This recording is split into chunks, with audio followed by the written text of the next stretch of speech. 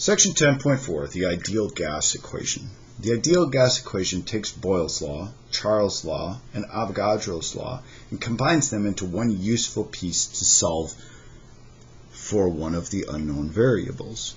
The equation ends up being P times V equals N times R times T, where P stands for pressure. Pressure, of course, can be in many different units. V is in volume, and it almost always has to be in liters. N stands for moles, or number of moles, and then R is known as the universal gas constant. That is a value that can differ based on which unit of pressure you choose to use in PV equals nRT. T stands for temperature, and you have to be really careful with that because the temperature has to be in Kelvin. The universal gas constant is always given in units of Kelvin, and so make sure to convert your temperature to Kelvin before you put it into PV equals nRT.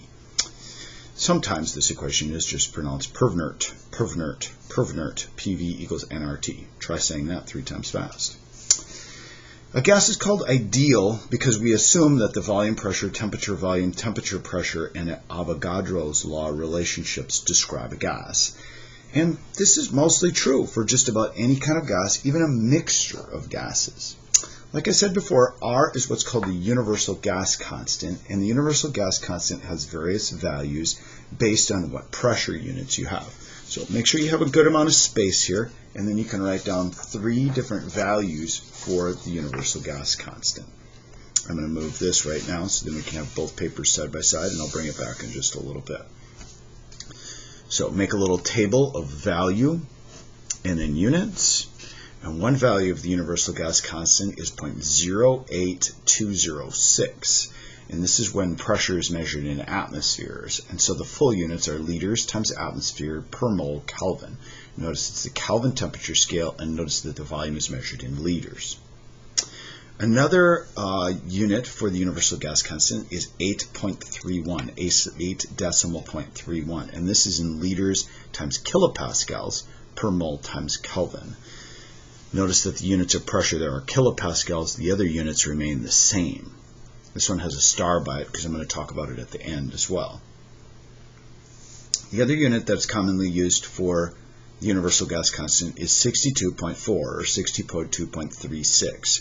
And this is once again measured in liters per mole Kelvin, but this time the unit of pressures are millimeters of mercury, or mummy hugs.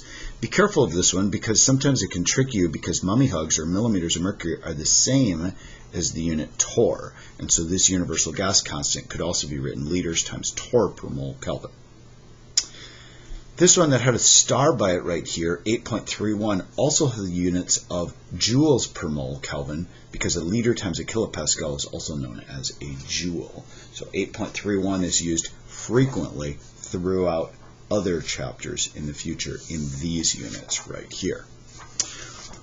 Let's do 2 sample exercises using these values of R and organizing our data.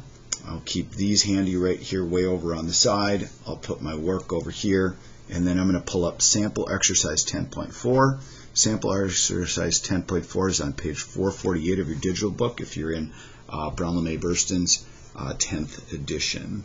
So this sample exercise says calcium carbonate, the principal compound in limestone, decomposes upon heating to calcium oxide and carbon dioxide gas. A sample of calcium carbonate is decomposed, and the carbon dioxide is collected in a 250 milliliter flask. It's collected, and it's going to take the shape of this flask, so that's our volume. After decomposition is complete, the gas has a pressure of 1.3 atmospheres and a temperature of 31 Celsius. How many moles of CO2 are generated? So the first thing you want to do is you want to start on the way on the left-hand side of your paper, and you want to organize your data. And we're given a volume of gas that was collected, which is a 250 milliliter flask. Going in order here, we're told that the pressure inside of the flask is 1.3 atmospheres. We're told that it's a temperature of 31, and notice that's in degrees Celsius. And then the question is, what is our number of moles of gas that we've collected? So notice how I organized the volume, pressure, temperature, number of moles right here on the left-hand side. After you've organized your data, then you can go to PV equals nRT and start to think about putting them into an equation. first, let's get our units straight. We know that R is going to be in liters, so we're going to have to convert this from milliliters to liters. 1, 2, 3 to the left, so it's 0.25 liters. We're told that we're in atmospheres, which is fine, so we're going to have to pick an R value that's in atmospheres. And if we look over here, the R value for atmospheres is 0.08206. So let's make sure that we pick that one off of the paper when we need it. The temperature is 31 Celsius, but remember it has to be in Kelvin because R is always in Kelvin. So add 273 to it because that's the way to go from Celsius to Kelvin. So 273, that gives me to 304, I believe, if I did the math right.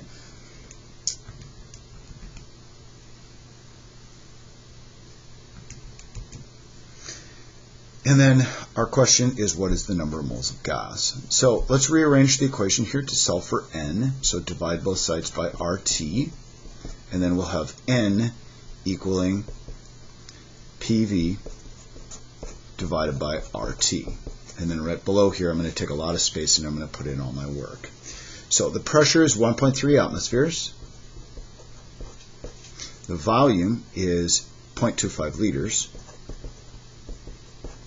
And then my R value has to be this one right here because it has to be in atmospheres, so 0.08206. And the units on that, once again, are liters times atmospheres per mole times Kelvin.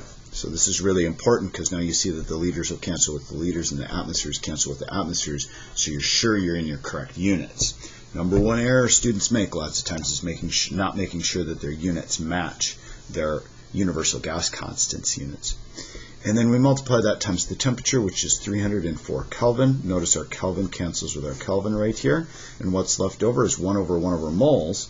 And that, when you multiply by the reciprocal, will end up being moles as our final set of units. Take these numbers, plug them into your calculator.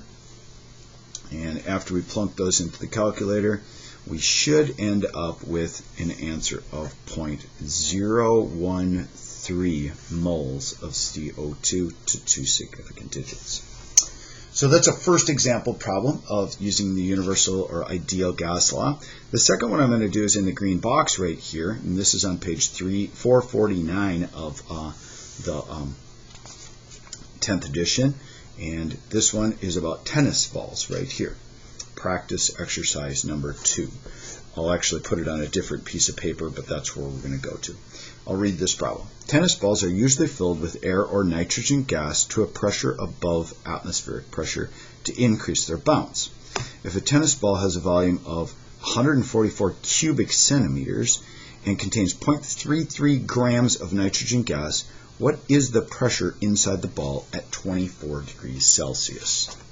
So we're going to follow the same standard that we did this problem in, where we'll organize our data first with volume, pressure, temperature, and number of moles of gas.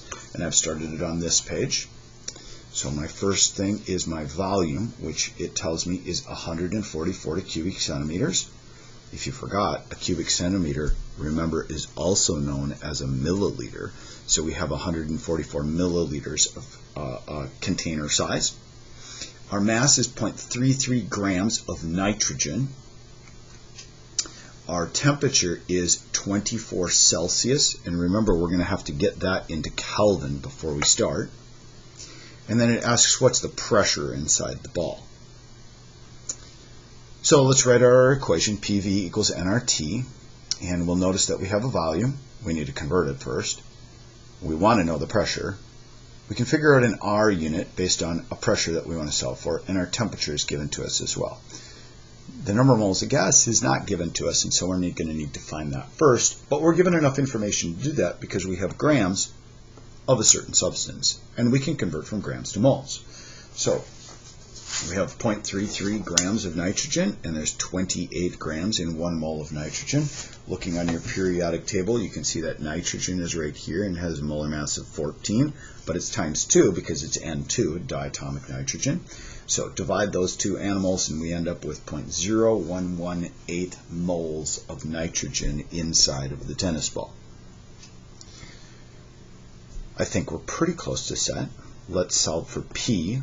Divide both sides by V, and we end up with P equals NERT divided by V right here, nRT divided by V. So we'll put in our number of moles, 0.0118.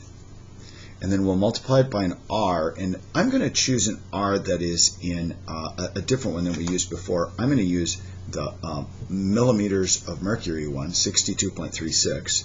So I'm going to put that down, and that's in liters times millimeter of mercury per mole times Kelvin. I'll give you a moment to write that down. And then I need to multiply that by my temperature. And my temperature is 24 Celsius, but I'm going to have to add 273 to that to get to my Kelvin temperature. And 273 plus 24 is 297 K. So check your units on here. Notice how my kelvins cancel with my kelvins, my moles cancel with my moles. I'm left with liters times millimeters of mercury. I still need to put my volume on the bottom, but my volume's got to be in liters. So notice this is in milliliters. They confused by putting it in cubic centimeters, but remember cubic centimeters are the same as milliliters. So now take this and go 1, 2, 3 to the left, and I have 0.144 liters. So on your calculator, multiply the top together, hit equals, divide by 0.144 on the bottom, and I believe we end up with 1,517 millimeters of mercury for our pressure inside the tennis ball.